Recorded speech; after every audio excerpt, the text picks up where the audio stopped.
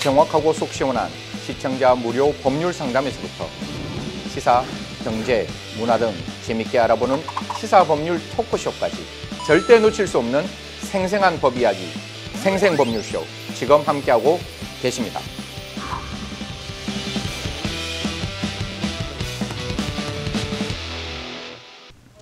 네, 오늘 데일리 탑 이슈의 주제는요. 15명의 생존자, 위안부는 살아있다라는 주제입니다.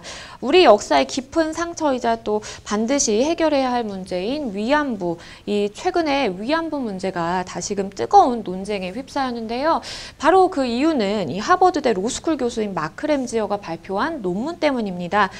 먼저 그 논문 내용은 도대체 어떤 내용이 있었는지 좀 짚어주시죠. 사실 오늘 안쪽 옷이 바깥쪽 옷이 똑같은 색깔로 갔는데 사실 어떠한 분노를 하더라도 그 분노가 용서될 만큼 방송에서 이런 말씀 드리면 될지 모르겠지만 천지분간 못하는 논문이 하나 발표가 되었습니다. 논문 제목 자체가 이제 영어니까 영어 그대로 좀 말씀드리면 contract, 그러니까 계약이라고 이제 이야기를 하면서 뒤에 보면 이제 그 태평양 정쟁 시대에 있어서의 계약에 의한 성행위에 대한 논문을 이제 냈고, 이 논문이 International Review of Law and Economics라고 해서 이제 그 출간이 되게 되어 있는데 PDF가 한 35불 정도 하더라고요. 제가 사실 그걸 좀 다운을 받았어요. 아, 그러셨어요. 뭐 처음부터 끝까지 그냥 이게 왜 이런 시각을 가지고 이렇게 논문을 왜 만들었을까? 사실 이 논문은 모르겠습니다. 제가 뭐 램지어 교수하고 1대1로 지금 뭐 이렇게 이야기를 할 수 없는 부분이라서 그런지는 몰라도 법훈에 이런 말이 있죠. 돈을 내는 사람이 피리 공목을 선택할 수 있다. 그러면 지금 하버드 로스쿨에 있는 법학전문대학원에 있는 그 교수가 뒤에 있는 명칭이 미쓰비시, 그러니까 어떤 특정 회사로부터 도네이션을 받아서 그 도네이션에 의한 교수로 되어 있는 거예요. 그러다 보니까 어떻게 보면 어떤 특정 일본의 기업으로부터 지원을 받은 대학교의 교수가 지금 이러한, 사실 저는 위안부 그러니까 컴포트라 그래가지고 컴포트 위민이 아니고 사실 이거는 슬레이브, 저는 성노예라는 그 개념이 정확한 워딩인데 그냥 저희들이 위안부라고 하는 좀 저는 실은 그 단어를 좀 쓰면 그런 어떤 논란에 의해서 만들어진 논문이기 때문에 당연히 이러한 일본식의 사고방식이 그대로 들어가 있는 논문이 아닌가, 그렇게밖에 생각이 안 되고, 모르겠습니다. 10번을 읽어도 저는 진짜 피가 거꾸로 솟는 듯한 느낌이 들어서 참 어떻게 보면 굉장히 불편하고 어색하고, 만약 가능하다면 이 논문은 3월에 출간 안 되었으면 하는 그런 소망이 있습니다. 맞습니다. 말씀해 주신 것처럼 이 논문의 내용에는 위안부 성노예가 완전히 뭐 소설이다라는 내용부터 돈을 충분히 많이 벌면 뭐 훨씬 일찍 떠날 수 있었다, 뭐 이런 내용까지 있었다라고 하는데요. 앞서서 짚어주신 바대로 이 램지어 교수의 역사 왜곡의 배후에는 일본의 미쓰비시라는 기업이 있다라는 이야기가 나오고 있습니다. 실제로 이 교수가 이제 일본의 후원을 받았다라는 이제 지적들이 나오게 되면서 일종의 학문적인 카르텔을 형성을 해서 이런 역사 왜곡의 가담을 적극적으로 한 것이 아니냐라는 지적이 나오고 있는데 그 가능성에 대해서 좀 어떻게 보시나요? 만약에 모든 사람이, 사실 우리가 어릴 때는 그런 말을 하잖아요. 사람은 우정으로 만나야 돼, 정으로 만나야 돼, 이런 말을 하는데 나이가 조금 들고 어떤 사회적인 지위가 왔을 때 저한테 이거는 뭐 그냥 우리가 흔히들 말하는 이야기 중에 하나니까 좀 편하게 들으시면, 사람의 마음을 움직이는 건 정이 아니라 돈이다. 즉 양손은 가볍게 마음은 가볍게 양손은 무겁게 와야 사람의 마음을 움직일 수 있다는데, 당연히 이 후원이 끊기면 지금 램지어 교수는 제가 조금 구체적으로 더 살펴봐야 되는데 아마 교수직을 못할 수도 있어요. 왜냐하면 그 도네이션이 뒤에 미쓰비시가 어떤 특정 기업이라서 제가 뭐 그냥 말씀하겠습니다. 다 아는 거니까 미쓰비시에서 나와 있는 기금으로 만들어진 교수니까 그 기금이 없으면 당연히 이 부분은 존재할 수 없는 거잖아요. 그러니까 그 지금 제가 말씀드린 그 기업이 일본 기업이 아니라면 또 그럴 수도 있는데, 일본 안에 있는 일본 기업이 일본에서 가장 감추고 싶은 치부를 드러내는 이야기를 아까 제가 말씀드렸다시피 논문에는 그냥 계약이라는 단어를 썼지만 그게 일본에 있는 산케이 신문의 기고문에 대해서는 분명히 컴포트라는 위안부라는 단어를 쓰면서 좀 더 적나라하게 이야기를 하는 걸 본다면 모르겠습니다. 이게 바라보는 시각에 대해 저도 약간 민족주의적 성격이 있어서 우리나라 시각 안에서 보는 좀 왜곡된 시각이 아니냐라고 저를 비판할 수 있지만 저뿐만 아니라 외국에 있는 사람들조차도 하버드 대학교에 있는 사람들, 있는 교수들조차도 이 부분은 잘못되었다라고 이야기를 하고 있는 거니까요. 분명히 이 부분은 조금 저희들이 좀 들여다봐야 되지 않느냐. 저는 분명히 학문의 자유는 반드시 필요합니다. 그거는 필요하죠. 하지만 학문의 자유가 거짓을 허용하는 걸로 왜곡되어서는 안 된다라는 말씀 분명히 드리고 싶습니다. 맞습니다. 저도 위원님과 마찬가지의 생각으로 사실은 그런 후원이라든지 그런 목적이 아니고서야 사실은 이런 논문을 어떻게 이렇게 뻔뻔하게 낼 수 있을까라는 좀 생각이 들거든요. 제대로 된 증거라든지 제대로 맞습니다. 된 학문적인 좀 자료만 제대로 짚어봤다면 이런 터무니없는 내용의 논문을 출간을 하기는 참 힘들었을 텐데 뭔가 목적이 있는 것이고 뭔가 있는 것 같다라는 좀 생각을 지울 수가 없습니다. 램지어 교수의 이런 억지 주장 또 역사 왜곡이 사실은 이번이 처음이 아니기 때문에 이런 의심에 더욱더 힘을 실어주고 있는 것 같은데요. 또 과거에는 간토 조선인 학살에 대해서 또 역사 왜곡을 하기도 했다면서요. 이것 또한 엉망진창인 논문인 것 같은데요. 아까 뭐 제가 천지분간 못하는 논문, 엉망진창이라는 논문을 정말 쓰고 쉽지 않은 단어임에도 불구하고 지금 쓰는 이유는 2019년 6월에 발표된 논문이 이게 캠브리지 대학교 영국에서 이제 어느 정도 퍼블리싱 이제 될 예정에 있는데 이 제목의 그 명칭이 자경단이라는 거예요. 자경단이고 그 안에 일본 경찰, 조선인 학살, 사립 보안 업체 이렇게 세 가지를 만들면서 간토에서 이제 10만 명 이상 그 지진으로 이제 사망했을 때 거기에 대한민국에 있는 국민이 어떤 불법한 행위를 해서 굉장히 일본 사람들을 많이 사망에 이르게 했다.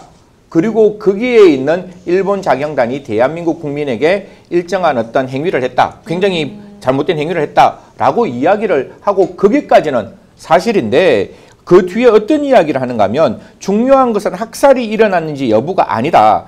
조선인이 얼마나 광범위하게 범죄를 저질렀고 실제 그때 일본 자경단이 조선인을 얼마나 사망에 이르게 했느냐가 더 중요하다라고 나오는데 여기서도 사람의 인권이라는 것은 한 명의 생명도 전 지구상의 어떠한 가치와 어떠한 이념보다 높은데 몇 명을 죽였는지가 중요하다라고 나오니 이게 도대체 어떠한 시각에서 어떠한 관점에서 사람의 생명을 이렇게까지 한낱 먼지보다 가볍게 볼 수 있는 시각이 들어가 있느냐. 아까 제가 그 논문 제목 보면서 굉장히 이렇게 토할 뻔했거든요. 아까 그때 우리 하버드 대학교에서 이게 계약이라고 말하는 순간 이 논문의 전체의 답이 나오는 거잖아요. 그렇죠. 성노예가 계약으로 합법화되는 전쟁 범죄가 계약이란 이름 속에서 용인되는 형태의 논문을 만들어내는 것이고 여기서도 얼마만한 생명이 죽었는지를 우리가 살펴봐야지 그게 좀 과장됐다라고 이야기하는 그 부분이 중요하지 않다. 즉 몇 명이 죽였는지 10명을 죽였건 100명을 죽였건 1000명을 죽였건 그게 잘못된 거잖아요. 그렇죠. 그런 부분에 대해서 이렇게 이야기를 하면서 더더욱 좀 당황스러운 게 이게 범죄학적 관점에서 전혀 의미 없는 게 일본인 남성 10만 명이 범죄를 저지르는 사람은 191명인데 제일 조선인, 그다음이 조선인이라고 이제 일본식 그렇죠. 문책이니까 대한민국 국민이 남성 10만 명 중에서 범죄를 저지른 사람은 542명이다. 많다 이렇게 나오는데 범죄를 저지르는 것은 그 시기와 장소와 환경과 때에 따라서 달라질 수 있는 건데 그렇죠. 이게 식민지 사회에 있는 대한민국 국민과 일본의 국민의 10만 명상의 어떠한 다른 종속 변수는 전혀 고려하지 않고 그냥 정확히 사람 숫자만 고려한다. 학문을 공부하는 학문을 연구하는 사람, 학생을 가르치는 교수의 입장에서는 이런 기준을 가지고 이렇게 단순 비교한다는 것은 저는 모르겠습니다. 제가 이런 논문 쓰면 저 진짜 부끄러웠을 거예요. 저도 위원님 말씀하신 것처럼 좀 아무리 이해를 하려고 하더라도 쉽게 정말 이해가 되지 않는 문구들이 굉장히 좀 많은 것 같습니다.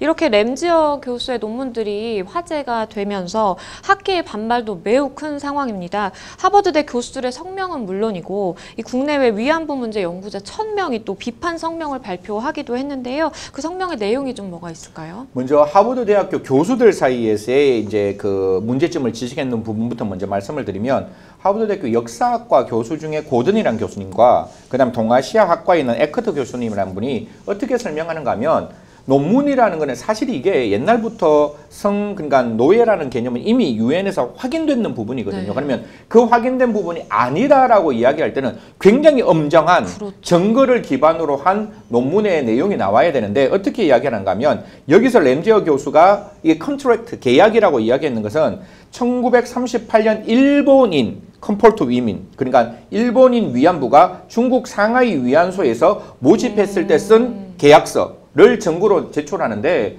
그게 도대체 뭐 말이 되느냐, 그 말이 안 되지 않느냐라는 의미고, 또 하나는 에커트 교수도 역시 어떻게 이야기하는가 하면 그러한 계약서, 우리 대한민국 국민이 맺은 계약서를 보지 않고 또 거기에 참석했는 사람들의 전언을 듣지 않고 그냥 단순하게 그런 내용만으로 이야기를 한다는 것은 굉장히 부적절하다. 그렇기 때문에 3월 초에 아까 제가 말씀드렸던 International Review Law and Economics, 그러니까 국제법 경제 리뷰라는 그 논문 3월에 실리는 것은 좀 지양되어야 한다, 철회되어야 한다, 보류되어야 한다, 이렇게 이야기하고 있습니다.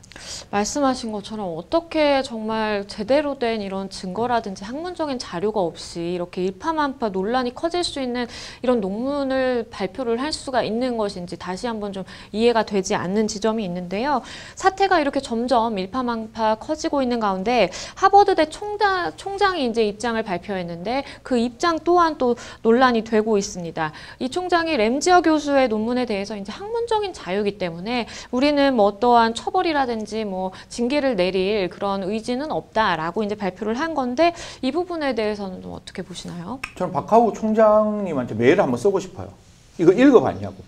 그러니까 논문을 처음부터 끝까지 한자 워드 바이 워드로 읽고 난 다음에도 이게 과연 학문의 자유, 즉 논쟁이 되는 그러한 학문의 자유의 영역인 것인지 아니면 이게 가짜 뉴스라서 절대로 용납될 수 없는 부분인지를 확인해야 되는데 모르겠습니다. 읽어보셨다면 뭐 그분의 총장의 생각은 그렇다 할지라도 제가 또 다른 분의 이야기를 한번 들어드리면 리차드 페인트라고 백악관 최고 윤리 고문은 어떻게 이야기했는가 하면 가짜 뉴스, 잘못된 이야기는 학문의 연구 속에서 포함돼서는 안 된다. 그렇죠. 즉 레이프, 강간이라는 것은 전쟁 범죄를 계약이라는 이유로 합법화시키면 또 전쟁 범죄는 향후에도 발생할 수가 있는 것이다. 사실 대한민국은 굉장히 안전한 나라지만 아프리카 쪽에 보면 지금도 많은 민족 간의 분쟁이 있는 곳에서 과연 우리가 이러한 전쟁 범죄에 대해서 계약이라는 조건을 가지고 합법화할 수 있느냐? 그건 제가 봤을 때 그건 불가능하다라고 보이는데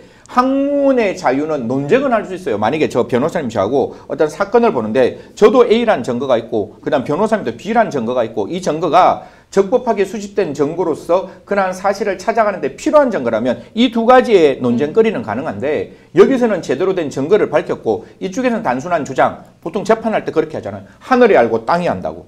그러니까 저 사람이 내 돈 빌려갔으니까 저 사람에게 돈을 달라고. 이건 주장이잖아요. 그 주장에 뒷받침할 수 있는 증거가 있어야 되잖아요. 차용증이 있다든가 영수증이 있어야 되는데 그런 거 없이 주장. 지금 램지어 교수의 논문이 그런 거거든요. 아까 제가 말씀드렸다시피 일본인 위안부가 상하이 위안소에서 계약 맺은 거와 대한민국 식민지에서 정말로 억울하게 부당하게 제가 좀 화가 나서 마음이 좀 울컥한데요. 그렇게 붙들려 갖는 그 젊은 그 어린 학생들의 상황과 어떻게 그걸 같이 놓을 수 있는지는 저는 굉장히 불편하다. 그래서 지금 사실 램지어 교수가 이야기하고 있는 것 중에 제대로 된 증거가 얼마만큼 갖추어졌는지 그리고 그 증거가 정말 누가 보더라도 믿을 수 있고 그것이 확실할 수 있는 증거라면 논쟁거리는 돼요. 그런데 그게 전혀 아닌 상황에서 이걸 학문적 자유라고 말하는 박하우 총장님에게 대한민국 국민의 한 사람으로 그리고 저도 똑같은 박사의 한 사람으로 법조인의 한 사람으로 오목하게 여쭈고 싶습니다. 정말 이게 학문의 자유의 범위인지 한 번 정도 다시 이 논문을 꼭 읽고 한 번 정도 이메일을 다시 한번 써줬으면 좋겠다 이런 말씀 드리겠습니다. 맞습니다. 건전한 뭐 학문적인 논쟁이야 사실은 굉장히 건전하고 건강한 그런 사회적 현상의 하나인 것이고 학문의 자유에 이제 포섭이 될 수가 있겠지만 하지만 램지어 교수가 낸 이 논문 같은 경우에는 그 학문의 자유 이 안에 좀 포함되기는 무리가 있다라는 생각이 듭니다.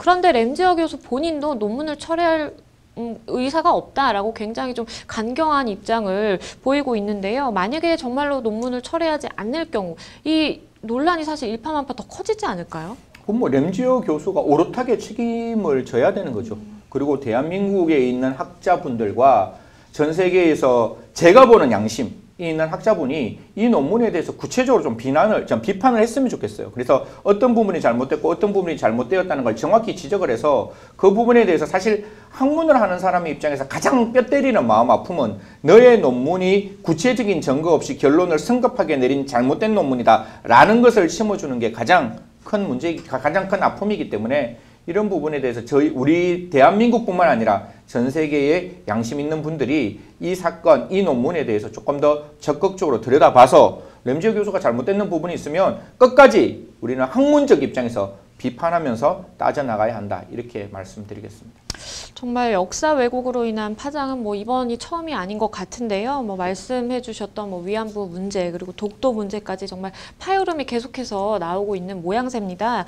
특히나 이번 사태를 두둔하고 나선 2명의 교수에 대한 공분이 굉장히 큰데 역사 왜곡을 이유로 처벌을 받을 수도 있는 상황이 마련될 수도 있다. 뭐 이런 얘기도 나오고 있어요. 뭐 대한민국에서도 이미 법이 한번 나왔죠. 뭐 특정 정치인이 좀 부적절한 이야기를 했고 그 부적절한 이야기 때문에 저도 마음이 되게 불편했던 게 5.18 역사 왜곡의 사건인 거죠.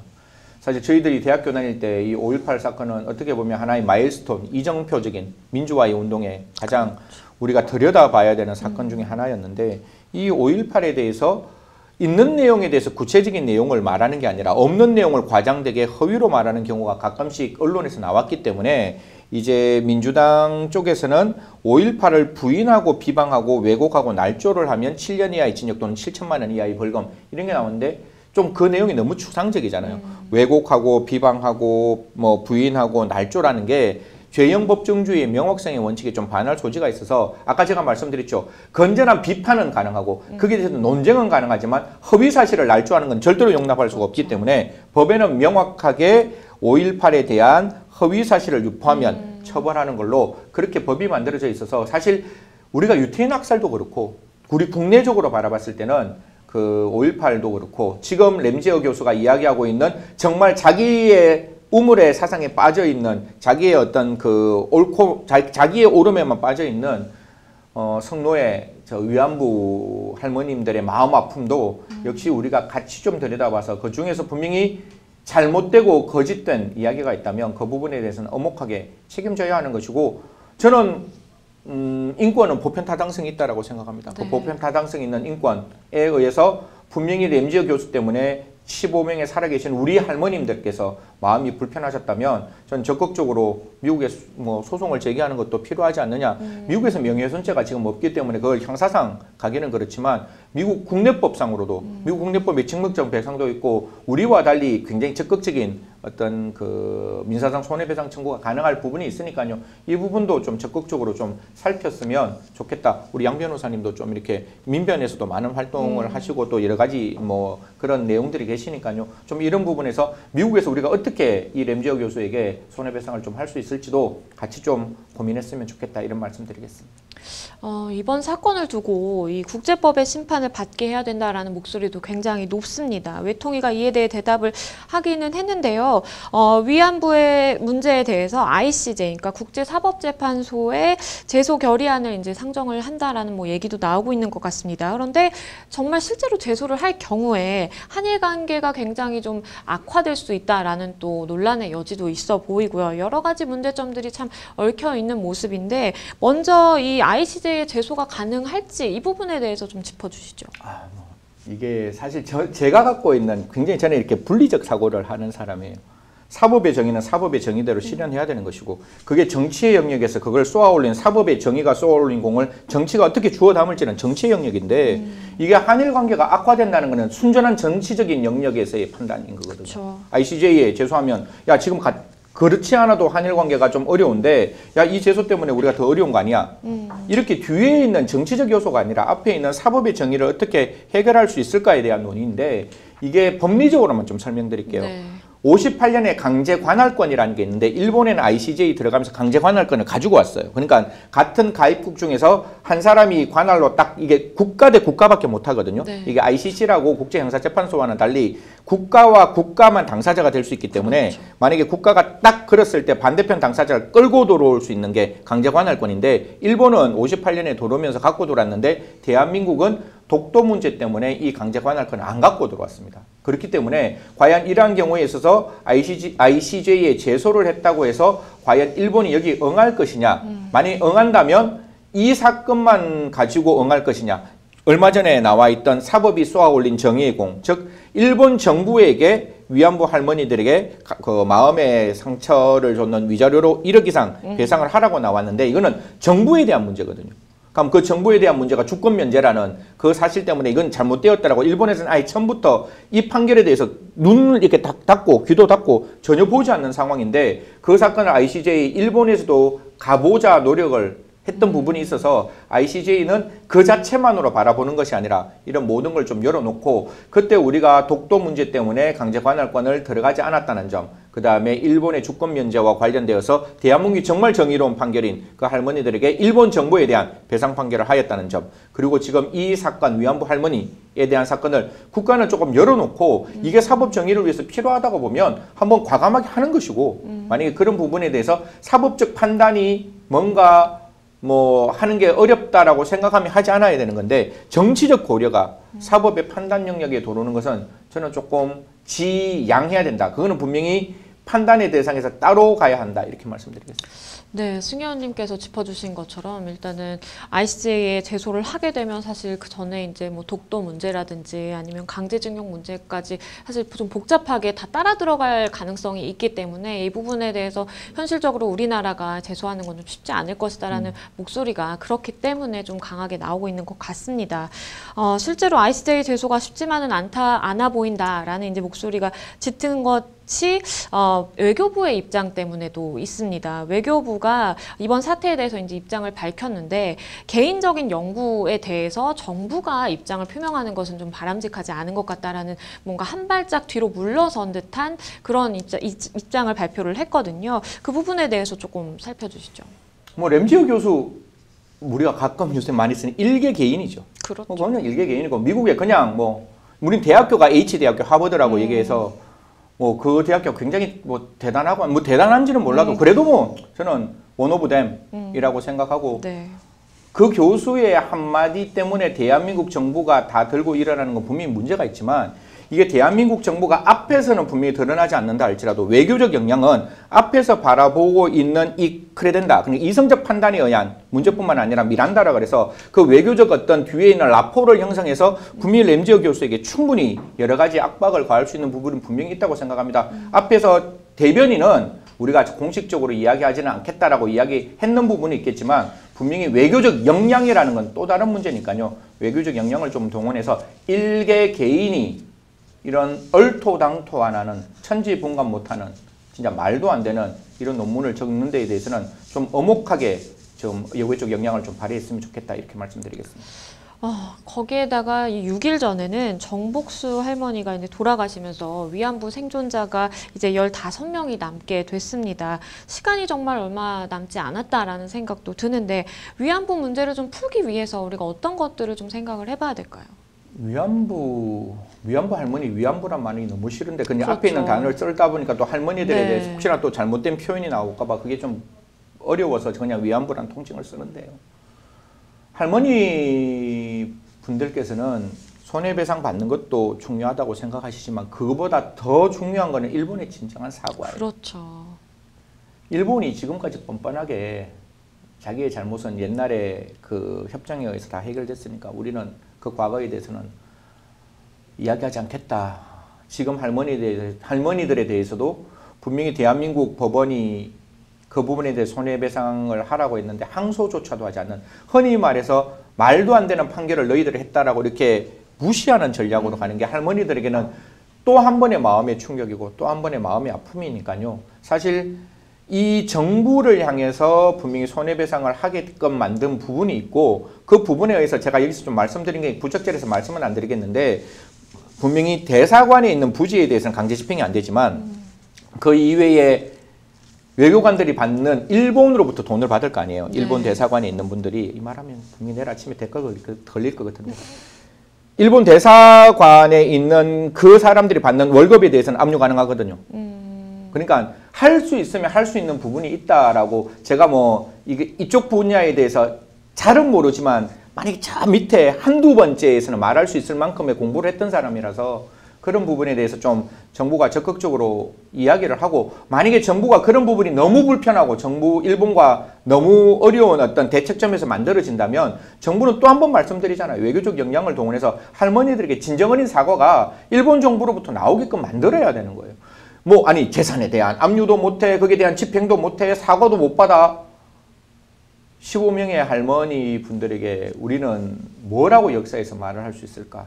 저도 이 동시대를 살고 있는 한 명의 법조인으로 그 할머니들이 이제 얼마 남지 않는 그 기간 내에 국가가 과연 어떻게 집중적으로 이 할머니들을 위해서 그 어린 시절의 마음에 우리 학폭 이야기만 해도 평생 마음에 상처라고 이야기를 하는데요.